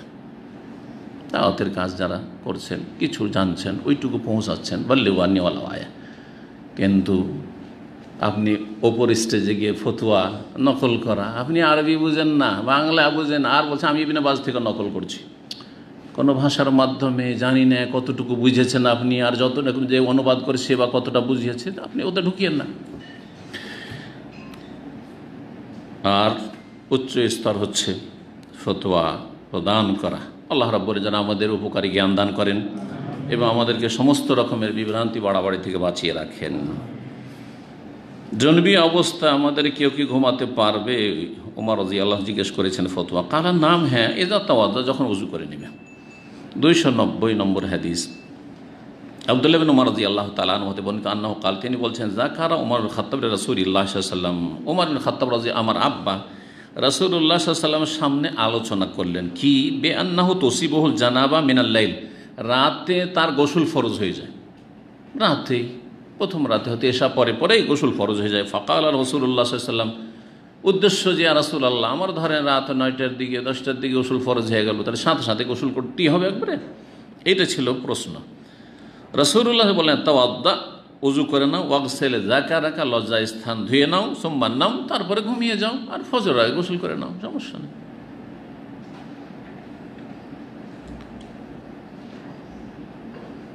28 নম্বর অধ্যায় বলছেন, বাবুন, এই অধ্যায় হচ্ছে এজাল তাকাল খেতানান। এই অধ্যায় শুরু করার আগে বলি যে উযু করা যে ওয়াজিব নয়, এরও দলিল রয়েছে, এরও দলিল রয়েছে। সুতরাং এটা নয় যে শুধু ব্যাখ্যা এটা যে কখনো কখনো উযু করি আর কখনো বিনা উযুতে। পানি স্পর্শ করেননি, উযু করেননি, পানি স্পর্শ করেননি, ঘুমিয়েছেন, হ্যাঁ, তো অথবা অবস্থান করেছেন, তো জায়েজ রয়েছে। কিন্তু যেমনটা বললাম, আবার বলছি, সলাতের সময় যেন হাজির না হয়ে যায়, আল্লাহকে ভয় করবেন। অনেকে সলাতের সময় যে না পাক হয়ে থাকে, তখন কাবিরা গুনাহতে চলে গেল, ছোটো মোটো ভুল হইল না, তখন কিসে চলে গেল? কাবিরা গুনাহ। কারণ সলাত এইভাবে বিলম্ব করা কাবিরা গুনাহ। আর তারপরে শরঈ ওযর না থাকে, তাহলে জামাত সহকারে সলাত আদায় করা সঠিক মতে ওয়াজিব। জি, 28 নম্বর অধ্যায় বলছেন, বাবুনি অধ্যায় ইজাল তাকাল খেতানান, যখন দুই লিঙ্গ পরস্পর মিলিত হবে, এটা শাব্দিক অর্থ। খেতান খাতনা থেকে, খেতান খাতনা শব্দ থেকে, তো খেতানান দুই খাতনা, দুই খাতনা অর্থাৎ যেইটুকু অংশ লজ্জাস্থানের গুপ্তাঙ্গের কি হয়, খাতনা করা হয়, যেটুকু অংশ কি করা হয়, খাতনা করা হয়। এই খাতনা করার পরে যেটুকু প্রকাশ, অর্থাৎ অগ্রভাগ, পুরুষের গুপ্তাঙ্গের অগ্রভাগ। জি, আর নারীর খেতান, সেটাও হাদিসে আছে, কিন্তু পুরুষদের মতো ওয়াজিব অথবা ওই রকমের গুরুত্বপূর্ণ নয়, সেটা জায়েজ, সেটা জায়েজ। আর এটা ভারত উপমহাদেশের প্রচলন নাই, এই প্রচলনটি মিশরে বিশেষ করে আছে, মিশরে আছে, মেয়েদেরও খাতনা যখন আমার দেশে প্রচলন নাই, আর সেটা এমন কোনো এরকম মানে ওই রকম সুন্নত মুআক্কাদা নয় বা ওয়াজিব নয়, সুতরাং সেই বিষয়ে আর বেশি আলোচনার কোনো প্রয়োজন নেই। তো এইখান থেকে খেতানান বলা হচ্ছে দুই খাতনার স্থান বলা হয়েছে। শুধু স্পর্শ নয়, বরং সেটা অতিক্রম করতে হবে, অর্থাৎ এই শব্দগুলি এসছে অন্য রায়াতে যেমন রয়েছে এখানে ইজাইল তাকা, যখন পরস্পর মিলিত হবে, ইলতাকা মোলাকাত হওয়া ইলতাকা থেকে। আর এক জায়গায় রয়েছে ইজা জাওয়াজেল খেতানুল খেতান, যখন পুরুষ গুপ্তাঙ্গ বা পুরুষ লিঙ্গ স্ত্রীলিঙ্গে প্রবেশ করবে, তখন প্রবেশ হইতে হবে। জি হ্যাঁ, অগ্রভাগ প্রবেশ করলেই গোসল ফরজ হয়ে যাবে। এই হচ্ছে রাসূলুল্লাহ সাল্লাল্লাহু আলাইহি সাল্লামের হাদিস থেকে নেওয়া বাক্যটি দিয়ে অধ্যায় কায়েম করা। ফাকাদ ওয়াজাবাল গোসল নির্বাহিত রয়েছে, যখন পুরুষ লিঙ্গ স্ত্রীলিঙ্গে অতিক্রম করবে বা প্রবেশ করবে তখন গোসল ফরজ হয়ে যাবে। এখন এখানে যে 291 নম্বর হাদিস নিয়েছেন সেটা অন্য ভাষা দিয়ে এসছে। আবু হুরায়রা রাদিয়াল্লাহু তাআলা আনহু থেকে বর্ণিত, নবী করিম সাল্লাল্লাহু আলাইহি ওয়াসাল্লাম থেকে তিনি বর্ণনা করে বলেন, রাসূলুল্লাহ সাল্লাল্লাহু আলাইহি ওয়াসাল্লাম বলেছেন, ইজা জালাসা বাইনা শুআবিহাল আরবাহ, অন্য রিওয়ায়াতে ইজা জালাসা আহাদুকুম, তোমাদের কেউ অর্থাৎ পুরুষরা যখন 4টি অঙ্গের ওপর অবস্থান করবে, 4টি অঙ্গ মানে 2 হাত আর 2 পা স্ত্রীর, সাধারণত স্বামী স্ত্রী মিলনের সবচাইতে উত্তম পদ্ধতি এটি, সেজন্য এটাকে বোঝানো হয়েছে। কিন্তু অন্যভাবেও জায়েজ রয়েছে যদি ক্ষেত্র ঠিক থাকে। ক্ষেত্র হচ্ছে যেটা আল্লাহ রাব্বুল আলামিন তৈরি করেছেন পুরুষদের জন্য নারীর, আর যেটা যেখানে সহবাসে ছেলে মেয়ে জন্মায় সেটা, জি, বায়ুপথ নয়, বায়ুপথে আপনার সহবাস এটি লানতের কাজ, কাবিরা গুনাহ, হারাম। জি, যার সাথে হোক না কেন, সেটা পুরুষের সাথে হইল ধ্বংসাত্মক গুনাহ, যেটি আল্লাহর আযাব গজব ডেকে নিয়ে আসে, অথবা স্ত্রীর সাথে হইলেও সেটা হারাম, জি, কাবিরা গুনাহ, জি, জায়েজ নয় এগুলো। এবং নোংরামি, হেসা, আর তারপরে এটা দিন দুনিয়ার ক্ষতি করে। দিনের তো ক্ষতি আছে, দুনিয়ার ক্ষতি, শরীর স্বাস্থ্যের জন্য বড়ই ধ্বংসাত্মক, বিভিন্ন রকম মারাত্মক রোগ সৃষ্টি করে। আল্লাহ রাব্বুল আলামিন যারা বদ চরিত্রের লোক, যারা একটু নিচু শ্রেণীর লোক, নোংরা, তাদেরকে আল্লাহ হেদায়েত দান করেন। আর একজন রুচিশীল মুসলিম কখনো এরকম চিন্তা করতে পারে না। তো যখন কেউ বসবে 4টি অঙ্গের ওপর, সুম্মা জাহাদাহা, আর তারপরে পরিশ্রম করবে, অর্থাৎ প্রবেশ করা। এখানে পরিশ্রম বলতে এখানে প্রবেশ করলে যথেষ্ট, এই নয় যে পরিশ্রম মানে পরিশ্রম, কিন্তু সাধারণত সহবাসে পরিশ্রম হয়ে থাকে, সেই জন্য এই বাক্যগুলি এসেছে। ফাকাদ ওয়াজাবাল গোসল, কিন্তু এটা শর্ত নাই। পুরুষ লিঙ্গ স্বামী স্ত্রীলিঙ্গে প্রবেশ করলে ফাকাদ ওয়াজাবাল গোসল ফরজ হয়ে যাবে। গোসল কি হয়ে যাবে? ওয়াজাব মানে ফরজা। ওয়াজিব আর ফরজে কোনো পার্থক্য নেই। দেখেন হাদিসের ভাষা, আপনারা গোসল ফরজ বললেন না, গোসল ওয়াজিব বললেন নাকি? ঠিক না, গোসল ফরজ বলেন, তাই না? তো ওয়াজাব মানে ফরজ, ওয়াজিব আর ফরজে কোরআন এবং হাদিসের ভাষায় কোনো পার্থক্য নেই। হানাফি মাযহাবে ফিকহি পরিভাষায় টার্মে তারা পার্থক্য করেছে, তাছাড়া কোনো আইমা শাফি, মালিক, আহমদ অন্যরা কেউ পার্থক্য করেননি। আর হাদিসে কোনো পার্থক্য নাই। যেটা অবশ্যই করণীয়, আর না করলে কাবিরা গুনাহ হবে, সেটা ফরজ, সেটাই ওয়াজিব।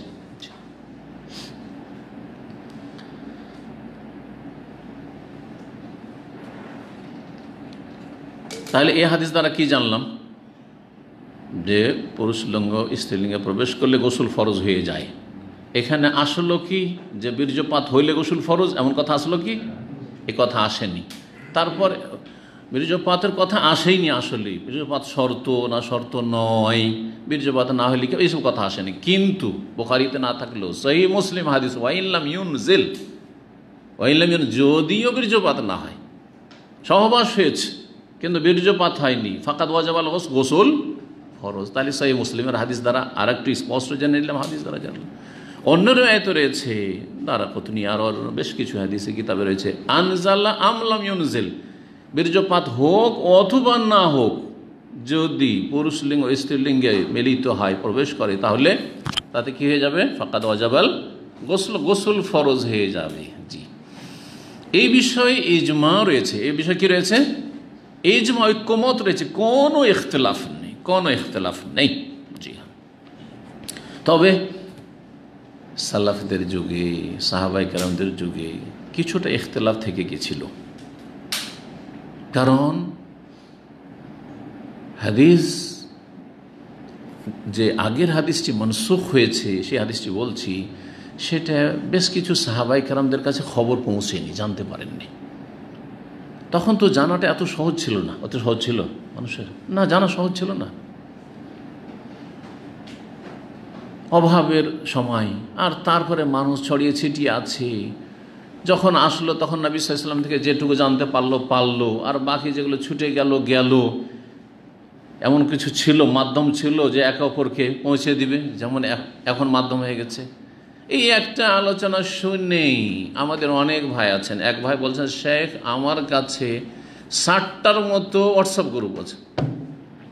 আমাদের যে অডিও, একজন শুধু 60টা গ্রুপে পাঠায়। আর একজন আমার ছাত্র দায়ী, জাযাকাল্লাহ খায়র, শেখ সেনে, বলছেন, শেখ আমি এগুলো 20টার মতো গ্রুপে আমাকে অ্যাড করে রেখেছে, প্রত্যেকটাতে পাঠাই। আমি শুধু এই দুজনের জানি, আর আমি যেগুলো জানি না সেগুলো তো আল্লাহ ভালো জানে। কথা বুঝতে পারছেন না? যিনি বলছেন যে 60টার মতো গ্রুপে, সেও আমাদের ছাত্র দামামে ছিল, চলে গেছেন। তো কথা হচ্ছে যে এইরকম অনেক ভাই রয়েছেন, আরও বেশ কিছু ভাইয়েরা রয়েছেন যারা বিভিন্ন শহরে থাকেন। তারা আমাকে বলেন যে শেখ অডিওটা পাঠিয়ে দেবেন। তারা অনেকগুলি গ্রুপ চালায়, কতটি চালে জানি না। তাহলে চিন্তা করেন যে একটা কথা 1 সেকেন্ডের মধ্যে শুধু ক্লিক ফরওয়ার্ড করলেন, সাথে সাথে চলে গেল, কত লোকের কাছে পৌঁছে গেল। শুনলেই হইল, জানলে হইল, লাভবান হওয়ার চেষ্টা করলেই হইল, এলিম শেখার চেষ্টা থাকলেই হলো। কিন্তু সাহাবায়ে কেরামদের যুগে এরকমটা ছিল? সাহাবায়ে কেরামদের যুগে কেন যাবেন? আজকে থেকে 20-30 বছর আগে ছিল না। আমি যখন প্রথম 23 বছর আগে ইসলামিক সেন্টার দাম্মামে এসে সপ্তাহে একটা বক্তব্য করতাম, বিষয়ভিত্তিক, মঙ্গলবার ছিল, জানা আছে পুরাতন ছাত্রদের, আর জুমাবারে আকিদার ক্লাস করতাম, কিতাব তাওহীদ আর ওই যেসব আকিদার, এই ক্লাসগুলি প্রথম দিয়ে শুরু করি, তারপরে তাফসীর শুরু করি, লম্বা ইতিহাস। তখন ওই মঙ্গলবারে একটা বিষয়ভিত্তিক 1 ঘন্টা, 1.25 ঘন্টা, 1.5 ঘন্টার আলোচনা তৈরি করার জন্য লাইব্রেরিতে বসতাম, একটা করে আয়াত হাদিস তলাশ করতাম। মাকতাবা শামেলা পর্যন্ত ছিল না, ইন্টারনেট তো ছিলই না, স্মার্টফোন তো ছিলই না। ও তো আসলো 2004-05-এ তো এমনি ছোট মোবাইল আমার কাছে আসলো, ছোট সাধারণ মোবাইল। আর তারপর স্মার্টফোন তো 2010-12 বা তারপরে কখন মনে নাই। কিন্তু তো তাহলে দীর্ঘ সময় আমি 99 থেকে শুরু করে, 99 থেকে শুরু করে 2008-10 পর্যন্ত যে বক্তব্যগুলি তৈরি করেছি, লাইব্রেরিতে বসেছি, একটা আয়াত হাদিস হাওয়ালা তলাশ করেছি, সহিহ জয়ীফ তলাশ করেছি, একটা বক্তব্য তৈরি করতে 5 দিন খেটেছি। আপনি তো মনে করছেন যে আলহামদুলিল্লাহ রেডিমেড। আমি কি ওই দেশের ওয়াইজ বক্তাদের মতো যে ওয়াজ শুরু করলাম কোথা থেকে আর শেষ করলাম কোথা থেকে আমি জানি না। আর আগে থেকে আমি কোনো চিন্তা করি, যা মুখে আসলো তাই বললাম, হাসাইলাম, কানাইলাম, ব্যাস। এইসব তো করি না আমি কোনোদিন, আমার লাইফে জীবনে করিনি, আলহামদুলিল্লাহ। ওই একটা বক্তব্য যে বিষয়ভিত্তিক আলোচনা করে গেছি, আল্লাহ এই জন্য বরকত দিয়েছে। তো বরকত বিভিন্ন কারণে আসে, বিভিন্ন কারণে আসে। আমি যখন মাদ্রাসাতেও পড়িয়েছি, আলহামদুলিল্লাহ, আল্লাহর শুকরিয়া আদায় করছি। আমি মাদ্রাসার ছাত্রদেরকে বলতাম, দেখো আমার একটা অভ্যাস আছে, আমি জীবনে আমার লাইফে 7 বছর শিক্ষকতা করেছি এবং দাওরা পর্যন্ত পড়িয়েছি, বুখারী পড়িয়েছি আলহামদুলিল্লাহ, এবং শেষ ক্লাস দাওরার আমি 3-4টি কিতাব পড়িয়েছি। কখনো বিনা স্টাডিতে, সম্যক মোতালা যেটাকে বলা হয়, বিনা স্টাডিতে, প্রস্তুতিতে ক্লাসে বসিনি। একবার না, একবার বিকেলবেলা পড়েছি, একই রিভাইজ, কালকে পড়াবো। আর একবার রাত্রে চেষ্টা করেছি, আর একবার ফজর পড়ে, কারণ ফজর পরে যেটি পড়বো সেটি একদম আমার এখানে রেকর্ড হয়ে গেছে, সবটি দিতে পারবো।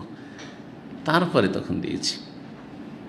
আমি যে 10 বছরে তাফসীর শেষ করলাম 30 পারার, এত সহজ নয়। এই হাদিস যে বুখারী পড়াচ্ছি, এর চাইতে তাফসীর আমার কাছে অনেক কঠিন ছিল, এবং এই হাদিস বুখারী পড়ানো আমার কাছে অনেক সহজ এই কোরআনের তাফসীরের তুলনায়।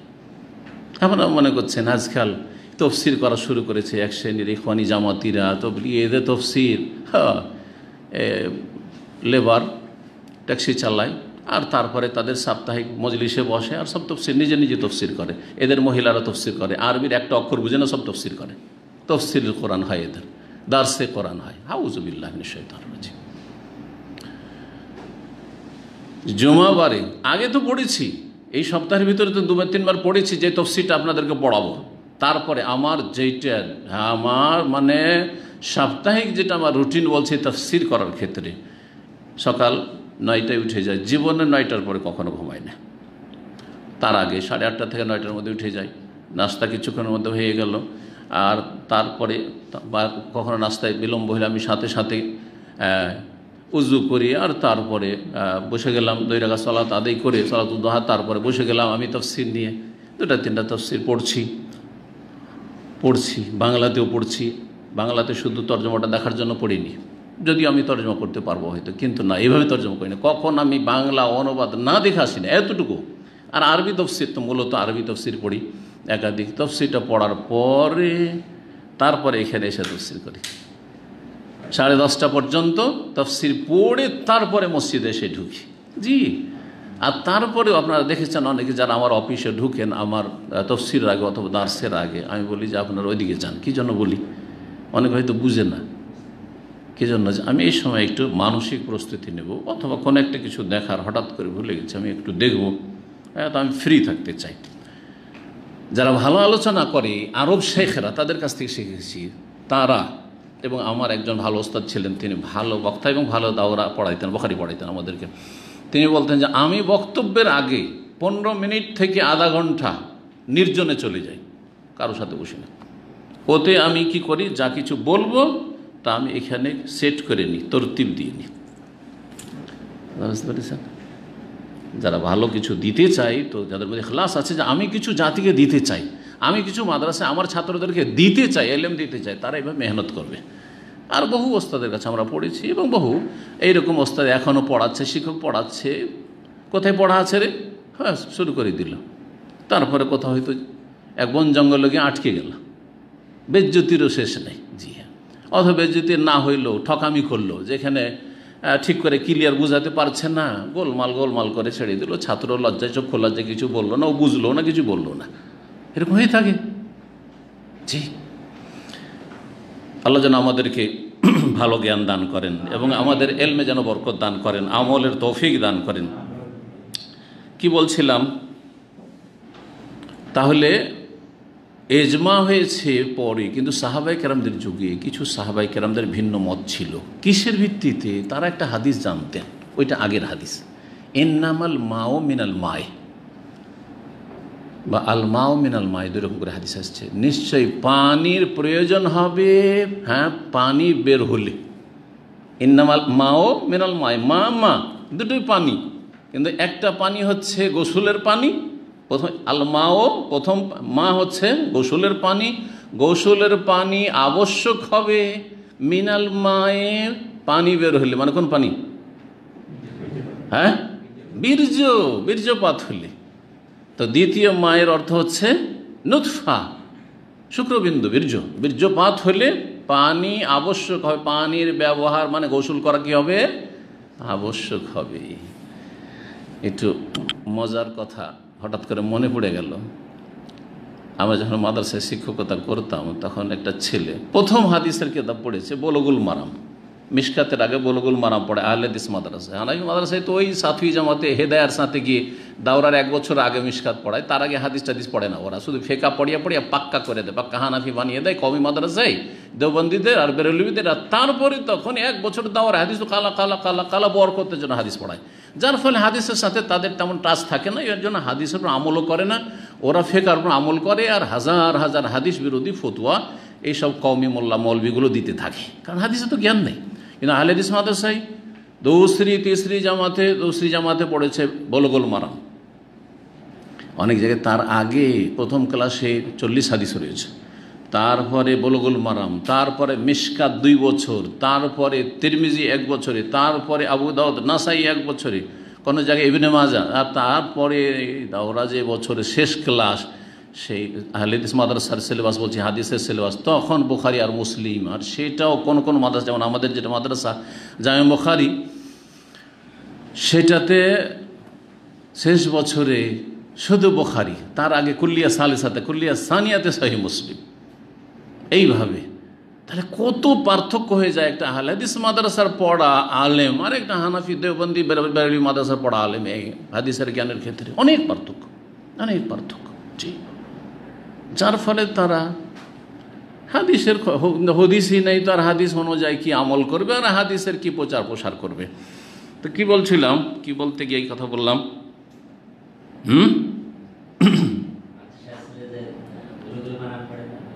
হ্যাঁ, বলগুল মারামে হাদিসটা, বলগুল মারামে হাদিস পড়েছে একটা ছেলে, ছেলে তো সব রকম আছে, কিছু সহি উত্তর দিচ্ছে। আলমা মিনাল মা, প্রশ্নকারী যে এক্সামিনার শিক্ষক প্রশ্ন করেছে যে এই দুই মায়ের অর্থ কি, দুই মায়ের অর্থ কি, প্রথম মা মানে কি মা আর দ্বিতীয় মা মানে কি।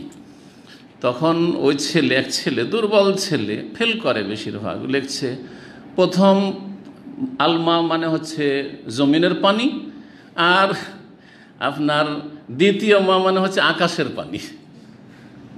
কথা বুঝতে পেরেছেন, আকাশের পানি। বড়ই হাস্যকর। আর যে মুমতাহিন আমার কলিগ ছিল সে খুব হাসলো আর আমাদেরকে বললো, আরে সে কী লিখেছে জানেন, এক ছেলে লিখছে যে আলমা মিন আলমা पहला माँ से ज़मीन का पानी मुराद है और दूसरा माँ से आसमान का पानी मुराद है। কথা বুঝছেন, এই হলো অবস্থা। তো মাদ্রাসায় এইরকম কমজোর হয়ে লেখাপড়া করলে কি আর আলেম হবে, তখন তো এরা সমাজের শরণাপন্ন হবে। হ্যাঁ, তখন তো মোল্লার দড় মসজিদ, এরকম এত দুর্বলদের আর কি করবে, অসহায়। তখন তো হক কথা বলা যাবে না, কারণ ওই তো চাকরি খেয়ে দিবে, না হইলে হ্যাঁ ফাসেক ফাজার নেতৃত্ব দিয়ে সমাজপতি তারা চাকরি খেয়ে নেবে, মসজিদ থেকে বের করে দেবে, কী করে খাবো। না না, এরকম আলেম হবেন না, এরকম আলেম করবেন না। আলেম করবেন, ভালো আলেম করেন ছেলেদেরকে। জি, আল্লাহ যেন তৌফিক দান করেন। সহজ করে কি বললাম, হাদিসে রয়েছে আলমাউ মিন আলমায়ে, পানি আবশ্যক হবে, পানির ব্যবহার জরুরি হবে যদি পানি বের হয়, মানে বীর্যপাত হয়। এখন বীর্যপাত হলে, সহবাস করে বীর্যপাত হলে তখন পানি ফরজ হবে, মানে গোসল করা ফরজ হবে। এটা প্রথম ইসলামের ইতিহাসে ছিল, কারণ ইসলামের বিধিবিধান আস্তে আস্তে নাযিল হয়েছে। দেখেন, একসময় মদ খেত, একসময় মহিলারা কিন্তু চেহারার মোটেই পর্দা করতো না, স্বাভাবিক মহিলারা যেমন শালীনতার সাথে চলে এরকম চলতো। ষষ্ঠ হিজরিতে হেজাব, চেহারার হেজাব ফরজ হয়েছে।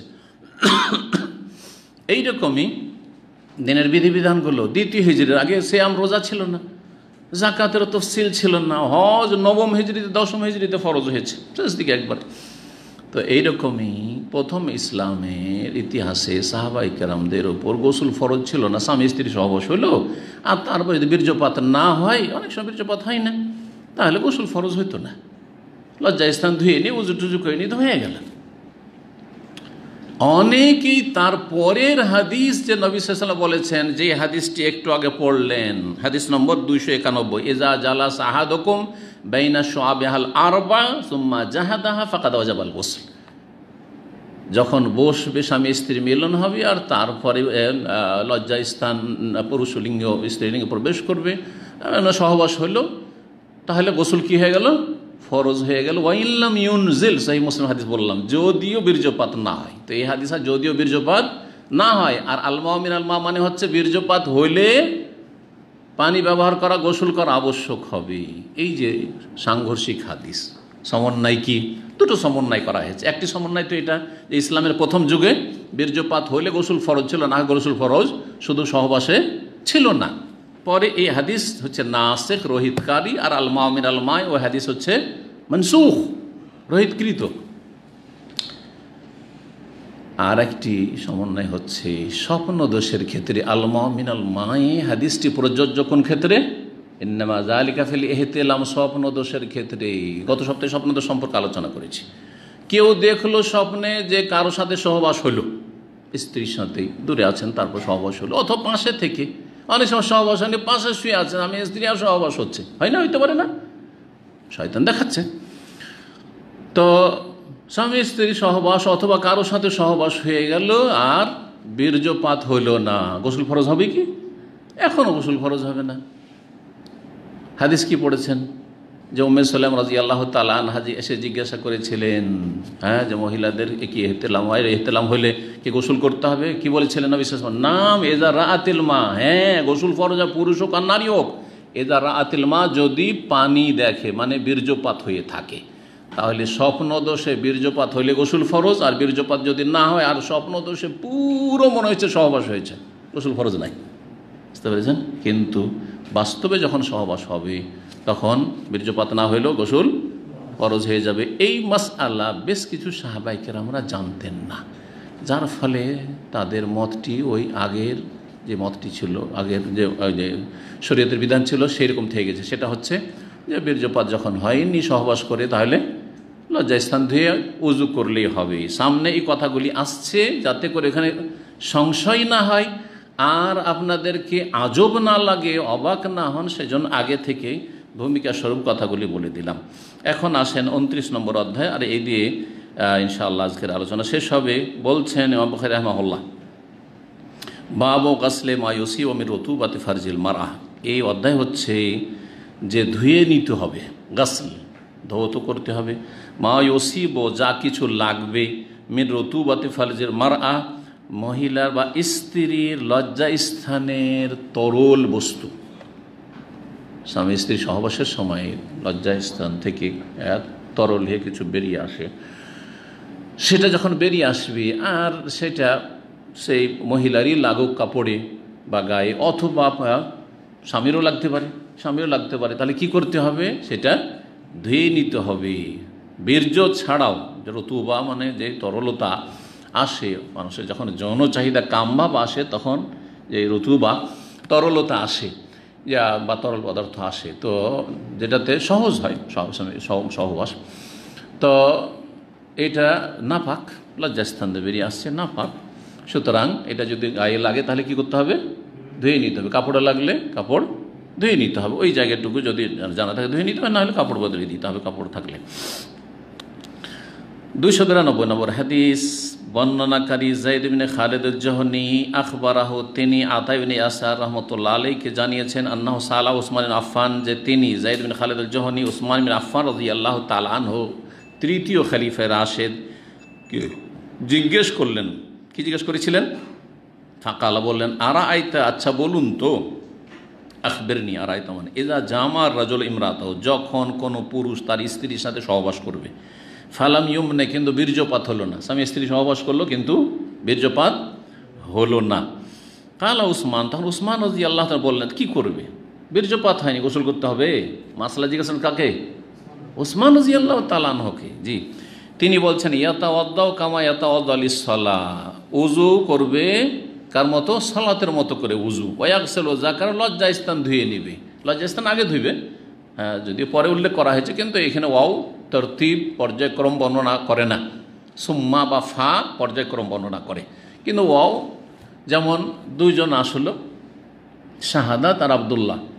আবদুল্লাহ আগে এসছে, কিন্তু আমি বললাম যা শাহাদাত ও আবদুল্লাহ, শাহাদাত এবং আবদুল্লাহ এসছে, এর মানে এই নয় যে আগে শাহাদাত এসছে। কিন্তু যখন বলবো যা আবদুল্লাহ ফা শাহাদাত বা সুম্মা অতঃপর, হ্যাঁ, তখন তরতিব হবে, যেভাবে বলেছে সেভাবে। জি, তো ঠিক ওই রকমই এখানে আগে লজ্জাস্থান ধৌত করবে, তারপরে উজু করবে সলাতের মতো করে। অথচ কি হয়েছে? স্বামী স্ত্রী মিলন হয়েছে। কে ফতোয়া দিচ্ছেন? উসমান রাদিয়াল্লাহু তাআলা। উসমান রাদিয়াল্লাহু তাআলা আগের যে ফতোয়াটি ছিল ইসলামের, সেটি জানছেন মনসুখ হয়ে গেছে, এই মাসআলা তার জানা ছিল না। জি, সুবহানাল্লাহ। বললাম কারণ যে সেই যুগে এরকম জানার ব্যবস্থা ছিল না। তো এত বড় ব্যক্তিত্বের এইরকম অনেক সাহাবায়ে কেরাম অনেক মাসলাই জানা ছিল না, সেটা কোনো আইব দোষের বিষয় নয়। অনেক ওলামায়ে কেরামরা, আমাদের অনেক বড় বড় আইম্মায়ে কেরামরা, তাদের ভুল হওয়া স্বাভাবিক। তাহলে যদি সাহাবায়ে কেরামদের যুগে এরকম ভুল হতে পারে, তাহলে আবু হানিফা, শাফি, মালিক আহমদ ভুলের উর্ধে নাকি? যে আপনি আবু হানিফার অন্ধ তকলিদ করবেন? আপনি না, হারাম তকলিদ করা, অন্ধভাবে কারো অনুসরণ করা, তিনিও ভুলের উর্ধে না। আচ্ছা, যদি আমার ভুল হয়ে যায়, আরে শেখ ভুল করে দিয়েছে নাকি? ভুল হইতে পারে, ভুল হইতে পারে। চেষ্টা করে ভুল হইতে পারে, অনেক সময় চেষ্টাতে ত্রুটি থাকলেও ভুল হইতে পারে, অনেক সময় চেষ্টা করে ভুল হইতে পারে, ইজতিহাদ করেছি কিন্তু ভুল হয়ে গেছে। সুতরাং কারো ভুলকে দ্বীনের এলমের ক্ষেত্রে মোটামুটি যোগ্যতা আছে, ভুল করতে পারে। আপনারা কখনো অবাক হবেন না যে এত বড় আলেম দিয়ে ভুল হয়েছে, আরে আলবানী সাহেব এরকম ফতোয়া দিয়ে দিয়েছেন, হইতে পারে মানুষ। জি হ্যাঁ, সময় তুমি রসুল্লাহ সাল্লাম, উসমান বলছেন আমি রসুল্লাহ সাল্লামের কাছে এরকম শুনেছি, আলমা মিন আলমা, পানি কখন ফরজ হবে, মানে গোসল করা, পানি ব্যবহার করা যখন বীর্যপাত হবে। তারপরে কনফার্ম হওয়ার জন্য, কারণ অন্যদের কাছে অন্যরকম হয়তো শুনেছেন, বলছে ফাঁসা আলতান জালিক, অথবা এমনি জিজ্ঞেস করছেন যে বিষয়টা আরও একটু জানি এই সম্পর্কে। আলী বিন আবি তালেবকে, আবু তালেবের ছেলে আলী চতুর্থ খলিফা, তাকেও জিজ্ঞেস করলেন। জুবাইর ইবনে আওয়াম, তিনিও আশরা মুবাশশারের অন্যতম, তাকে জিজ্ঞেস করলেন। তালহা ইবনে উবাইদুল্লাহ, তিনিও আশরা মুবাশশার, তাকেও জিজ্ঞেস করলেন। উবাই ইবনে কাব, প্রখ্যাত কারি, হাফেজ এবং আলেম, তাকেও জিজ্ঞেস করলেন। কয়জন? হ্যাঁ, 5 জন। ওসমান, আলী, জুবাইর, তালহা, উবাই ইবনে কাব, 5 জন প্রখ্যাত প্রবীণ সাহাবায়ে কেরাম, তাদেরকে জিজ্ঞেস করলেন। তারা সকলে ফামারুহু বিযালিকা, তারা সকলে এই হুকুমই করলেন যে উজু করে নেবে, সালাতের মতো করে পূর্ণ উজু, আর লজ্জাস্থান ধৌত করে নেবে তার আগে। জি, কালা ইয়াহিয়া আখবারনি আবু সালমান ও রবিন বলছেন আখবরাহু, তাকে জানিয়েছেন আবু সালামাকে, আন্না আবা আইয়ুব আখবরাহু, আবু আইয়ুব আনসারিও, তার 6 জন হয়েছেন, তিনি তাকে জানিয়েছেন আন্নাহু সামিআ যালিকা রাসূলুল্লাহ, তিনিও শুনেছেন রাসূলুল্লাহ সাল্লাল্লাহু আলাইহি ওয়াসাল্লামের কাছে যে কোনো ব্যক্তি যদি সহবাস করে আর যদি ফালাম ইউমনে বা ফালাম ইউকসিল, আপনার রিওয়ায়াতে রয়েছে যে শিথিল হয়ে গেল আর বীর্যপাত হলো না, তাহলে উজু করে নেবে, লজ্জাস্থান ধুয়ে নেবে, হয়ে গেল। তো এই ফতোয়া ছিল। তারপরে 293টা পড়ে নিই আর তারপরে কিছু কথা বলবো। 293 হাদিস, সর্বশেষ হাদিস আজকের। উবাই ইবনে কাব রাদিয়াল্লাহু তাআলা আনহু থেকে বর্ণনা করেছেন আবু আইয়ুব আনসারী রাদিয়াল্লাহু তাআলা আনহুমা, আন্নাহু কাল, তিনি বলেন, মানে উবাই কাব বলেন, ইয়া রাসূলুল্লাহ, হে আল্লাহর রাসূল, ইজা জামার রাজুল মারাতা, কোন পুরুষ যদি স্ত্রীর সাথে সহবাস করে, ফালাম ইউনজাল, কিন্তু বীর্যপাত হলো না, এনজাল, জি, বীর্যপাত হলো না, কালা, তাহলে কি করতে হবে? উত্তর, ইয়াগসিলু মা মাসাল মারআতা মিনহু, ধৌত করবে যতটুকু স্পর্শ করেছে স্ত্রীকে, হ্যাঁ, তার থেকে। স্ত্রীর যদি লজ্জাস্থান দিয়ে কোনো কিছু কাপড়ে লেগে থাকে বা গায়ে লেগে থাকে, ততটুকু কী করবে? ধৌত করে নেবে। সুম্মা ইয়াতাওয়াদ্দা, তারপর উজু করে নেবে, ওয়ায়ুসাল্লি, আর তারপর সালাত আদায় করবে। গোসলের কথা বললেন না, বোঝা গেছে? রিওয়ায়াত কে করেছেন? উবাই ইবনে কাব। তাহলে উবাই ইবনে কাব রাদিয়াল্লাহু তাআলা আনহুর মাসলা জালা ছিল না যে সর্বশেষ হুকুম কিন্তু আগেরটা মনসুখ হয়ে শেষ হুকুম হচ্ছে যে সহবাস হইলেই বীর্যপাত হোক আর না হোক কী করতে হবে? গোসল ফরজ। জি, কালা আবু আবদুল্লাহ, ইমাম বুখারী আবু আবদুল্লাহ তাঁর কুনিয়াত উপনাম রাহমাতুল্লাহ আলাইহি বলছেন, আল গোসলু আহওয়াতু, গোসল হচ্ছে অধিক সতর্কতা, ওয়াজালিকাল আখির, আর এটা হচ্ছে সর্বশেষ বিধান। সর্বশেষ বিধান এটা তো বোঝা সহজ, কিন্তু আহওয়াত কথাটি বুঝতে অনেকে ভুল করে দিচ্ছে, সেজন্য ওইটা বুঝাবো। তারপরে বলছে ইন্নামা বাইয়ান্না লিইখতিলাফিহিম, এগুলি আমি বর্ণনা করলাম কেন, যে এই 6 জন সাহাবায়ে কেরাম রাদিয়াল্লাহু তাআলা আনহুমের মত ছিল যে স্বামী স্ত্রী মিলনে যদি বীর্যপাত না হয় তাহলে উজু করলে চলবে, লজ্জাস্থান ধুয়ে।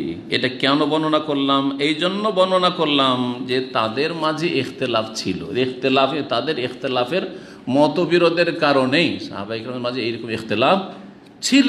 অনেকে হয়তো বিশ্বাস করতে পারেননি, অনেক সময় কোন একটা মাসলা পৌঁছে কিন্তু বিশ্বাস করতে পারে না, হয় পৌঁছেইনি, এটাও হয়। ইমামরা যে সহিহ হাদিসের খেলাফ ফতোয়া দিয়েছেন তার বিভিন্ন কারণ, ওজরগুলি ইমাম ইবনে তাইমিয়া রাহমাতুল্লাহ আলাইহি একটি সুন্দর কিতাব লিখেছেন, খুবই সুন্দর কিতাব, বাংলায় অনুবাদ হয়েছে, রাফউল মালাম আনিল আইম্মাতিল আলাম।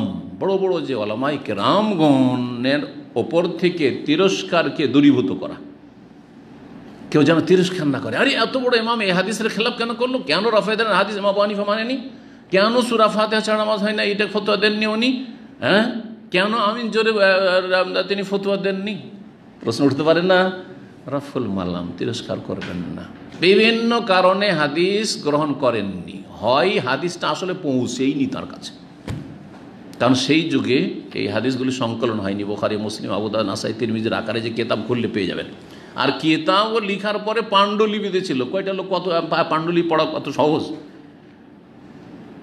জি, আর হতে পারে যে হাদিস পৌঁছেছে কিন্তু বিশ্বস্ত সূত্রে পৌঁছেনি, বিশ্বস্ত সূত্রে পৌঁছেনি, সেজন্য বিশ্বাস করতে আস্থা করতে পারেনি। হয় না এরকম? একবারে বর্তমান যুগের একটা স্পষ্ট একটা উদাহরণ দিই। অনেকেই এই করোনার ভ্যাকসিনের বিরোধিতা করতেন গুজবে কান দিয়ে, না না না না না নেওয়া যাবে না, ধ্বংস করে দিবে, একদম সর্বনাশ করে দেবে। ঠিক আছে, যেই লোকগুলো এই ধরনের কথাবার্তা বলতো পরে দেখলো যে না, এগুলো তো গুজব, আসলে আমি তো এটা বিশ্বাস করেছিলাম। আর যারা মেজরিটি বলছে, সারা দুনিয়া বলছে যে ভ্যাকসিন নিয়ে নেন, ভ্যাকসিন নিয়ে নেন, ভ্যাকসিন নিয়ে নেন, আমি বিশ্বাসই করছিলাম না। অথচ একজন দুজন না, কোটি কোটি বিশেষজ্ঞরা বলছে যে ভ্যাকসিন নিতে হবে, এটা উপকারী। এবং আলেম ওলামা বলছে, শুধু দুনিয়ার বিশেষজ্ঞরা না, যারা স্বাস্থ্য বিষয় বিশেষজ্ঞ তারাও এবং আলেম ওলামারাও বলছে যে নিয়ে নেন, এটা নিরাপদ নেন। যদি সামান্য ক্ষতি থাকে, ক্ষতির চাইতে যাতে ফায়দা অনেক বেশি, তখন সেটা অবশ্যই করণীয়। তো অনেকে বিশ্বাস করতে পারেনি। আমাদের মতো অনেকে আছে যারা না না নেব না, একেবারে যখন নিরুপায় হবো তখন নেব।